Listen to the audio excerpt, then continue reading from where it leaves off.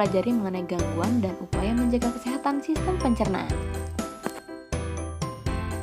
Apa saja ya gangguan pada organ pencernaan? Ayo kita cari tahu. Yang pertama, obesitas. Obesitas adalah suatu kondisi tubuh yang memiliki kandungan lemak berlebih, sehingga dapat menimbulkan efek negatif pada kesehatan. Obesitas dapat meningkatkan resiko terkena beberapa penyakit, yaitu jantung, diabetes, dan osteoartritis.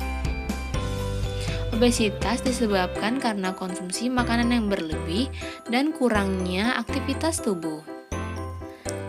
Obesitas juga dapat disebabkan karena keturunan melalui pewarisan gen atau akibat konsumsi obat tertentu. Pada beberapa orang, ada yang sedikit mengkonsumsi makanan namun mengalami kelebihan berat badan. Hal ini dapat disebabkan karena laju metabolisme tubuh yang lambat. Nah, upaya untuk mencegah atau menangani obesitas adalah dengan berolahraga dan mengatur pola makan. Pengaturan pola makan dapat dilakukan dengan mengurangi konsumsi makanan yang banyak mengandung energi, seperti makanan yang tinggi gula, lemak, dan banyak mengkonsumsi makanan yang mengandung serat yang tinggi ya.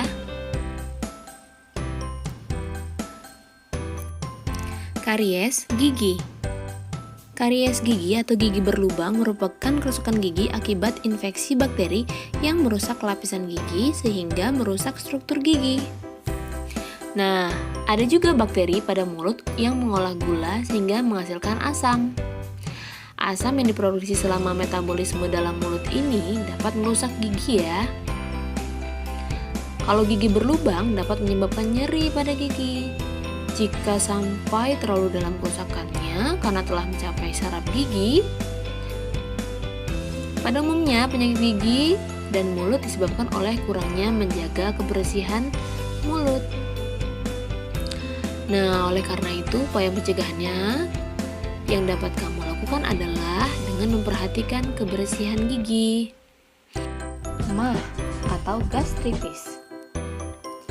Sakit MAH merupakan penyakit yang menyebabkan terjadinya peradangan atau iritasi pada lapisan lambung. MAH dapat diakibatkan karena meningkatnya asam lambung, infeksi bakteri Helicobacter pylori, juga peningkatan asam lambung, dan juga stres. Makan tidak teratur dan mengkonsumsi makanan terlalu pedas dan juga asam. MAH dapat dicegah dengan makan teratur, makan secukupnya, cuci tangan sebelum makan, menghindari makanan yang memicu produksi asam lambung berlebihan seperti makanan asam, makanan pedas, dan juga kopi. Juga kita harus menghindari stres yang berlebihan. Juga dapat membantu mencegah penyakit MAH. Apabila bakteri Helicobacter pylori menginfeksi, maka pengobatannya dengan mengkonsumsi obat antibiotik seperti amoxicillin. Ingat, harus sesuai dengan resep dokter. Hepatitis. Hepatitis merupakan penyakit peradangan pada hati. Orang yang menderita hepatitis ringan memiliki gejala seperti orang yang kena flu, Sakit otot dan persendian, demam, diare, dan sakit kepala. Penderita hepatitis akut dapat mengalami penguningan pada kulit dan mata, membesarnya hati, juga membesarnya limfa. Hepatitis apabila tidak segera ditangani dapat memicu fibrosis, yaitu kerusakan pada hati, dan juga sirosis atau gagal hati kronis. Sirosis dapat meningkatkan resiko berkembangnya kanker hati. Nah, ada virus hepatitis B. Nah, yang merupakan penyebab utama penyakit hepatitis. Selain virus ini juga dapat disebabkan oleh bakteri, jamur, protozoa, racun seperti alkohol, dan penggunaan obat secara terus-menerus seperti paracetamol.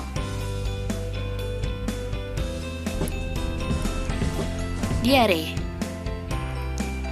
Diare adalah penyakit saluran usus besar yang disebabkan oleh infeksi bakteri dan protozoa seperti Entomobacoli.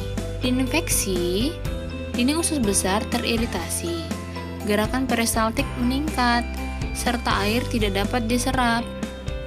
Nah, penderita diare dapat mengalami dehidrasi karena air dalam usus terus-menerus dikeluarkan. Selain itu, penderita diare juga mengalami mulas di perut karena kontraksi otot pada usus besar terjadi terus-menerus.